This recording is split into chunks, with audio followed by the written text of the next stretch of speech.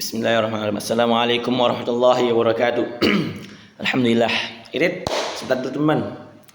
Bahwa alhamdulillah sampai sekarang kita masih diberikan nikmat iman, nikmat sehat, nikmat bisa alhamdulillah bisa presentasi pada bahasan yang kedua ini. Nah, jadi sebelum kita masuk presentasi yang kedua, saya bercerita sebaik-baiknya, seburuk-buruknya manusia itu yang kembali kepada Allah. Kalau Allah sudah kembali, kalau manusia yang banyak dosanya kembali kepada Allah, pasti Allah, insyaallah Allah akan mengampuninya. Nah, jadi di pertemuan kali ini sudah tahu kan nama saya Dimas Erlangga.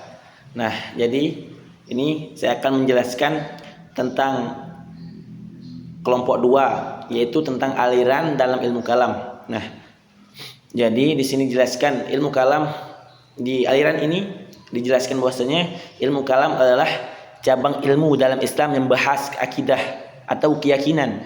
Itu akidah itu keyakinan dengan pendekatan logis dan rasional. Tujuannya adalah untuk menjelaskan dan membela keimanan umat Islam dari pengaruh pemikiran asing atau kesesatan yang muncul, baik dari dalam maupun luar umat. Nah, ilmu ini juga disebut sebagai teologi Islam karena membahas hal-hal mendasar seperti sifat Allah, takdir, kehendak manusia, dan kenabian. Ilmu kalam berbeda dari ilmu fikih yang fokus pada hukum dan amalan, karena ilmu kalam membahas isi hati dan keyakinan.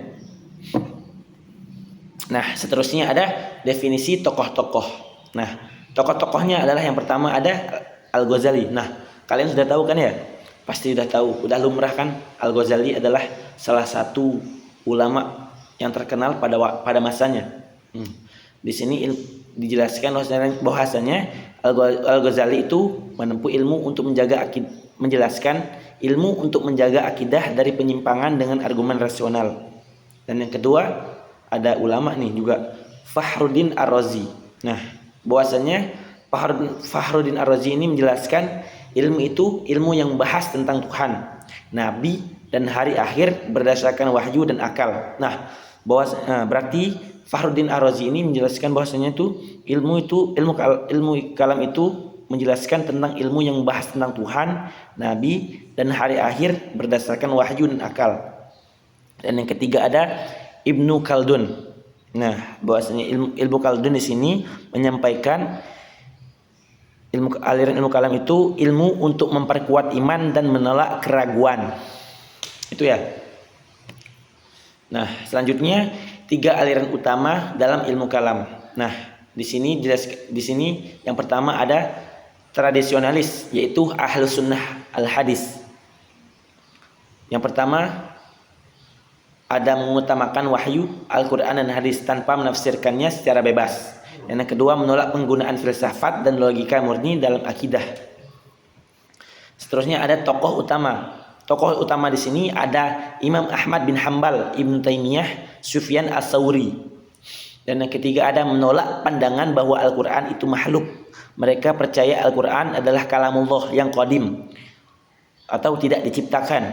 Yang keempat ada pendekatannya tekstual dan sederhana, cocok bagi umat awam.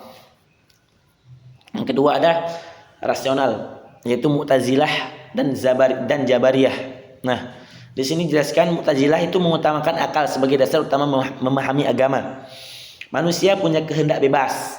Allah tidak menciptakan keburukan. Sifat Allah dipahami secara simbolis. Dan tokohnya ada Wasil bin Atha, Qadi Abdul Jabbar. Dan yang kedua ada Jabariyah. Nah, Jabariyah ini sebaliknya, yaitu meyakini bahwa manusia tidak punya kebebasan. Semua perbuatan manusia itu ditentukan oleh Allah Subhanahu wa taala. Nah, ada tokohnya di sini, ada tokoh utamanya ada Zaham bin Safwan. Nah, pandangan ini sering digunakan penguasa untuk membenarkan kezaliman. Dan yang ketiga ada moderat atau Asy'ariyah dan Maturidiyah. Nah, ini gabungan antara, di sini dijelaskan di ajaran moderat Asy'ariyah dan Maturidiyah ini gabungan antara akal dan wahyu. Nah, di sini akal digunakan untuk memperkuat ajaran wahyu, bukan menggantikannya. Dan ada tokoh utamanya ada Abu Al-Hasan Al-Asy'ari, Abu Mansur Al-Maturidi. Dan ciri khasnya percaya Allah punya sifat tapi tanpa menyerupakannya dengan makhluk. Nah, ciri khasnya itu ya. Dan ciri khasnya itu percaya Allah mempunyai sifat tapi tanpa menyerupakannya dengan makhluk. Yang kedua, menggunakan konsep kasb. Artinya perbuatan berasal dari Allah tapi manusia ikut serta dengan kehendaknya. Itu ya. Dan terus ada pelaku dosa besar tetap dianggap muslim. Asy'ariyah banyak dianut di wilayah seperti Mesir, Indonesia, Maroko dan lain-lain. Maturidiyah dominan di Asia Tengah, Turki, India. Nah, ada dampak ilmu kalam. Dan yang pertama ada dampak positif. Dampak positifnya ada membantu membela Islam dari pengaruh pemikiran luar. Dan yang kedua, mendorong pemikiran nasional dalam menjelaskan iman. Nanti ketiga, menyusun sistem keimanan yang logis dan terstruktur. Dan yang keempat, membuka jalan bagi berkembangnya ilmu lain seperti logika dan filsafat Islam. Terus, dan yang terakhir ada terus dampak negatif. Nah, di sini dari aliran itu ada dampak. Selain ada dampak positif, pastikan ada dampak negatifnya. Nah, di sini ada dampak negatif. Yang pertama, terlalu mengandalkan akal. Nah, kadang sampai menyimpang dari wahyu. Terus menimbulkan perpecahan antara umat karena perbedaan tafsir dan pendekatan. Yang ketiga, mengalihkan fokus dari dakwah pembenahan sosial ke debat teologis yang rumit. Yang keempat, meningkatkan sikap taklid atau ikut-ikutan pada tokoh tertentu, bukan pada Al-Quran dan Sunnah. Yang terakhir ada membuat Islam terkesan rumit dan sulit dipahami oleh orang awam.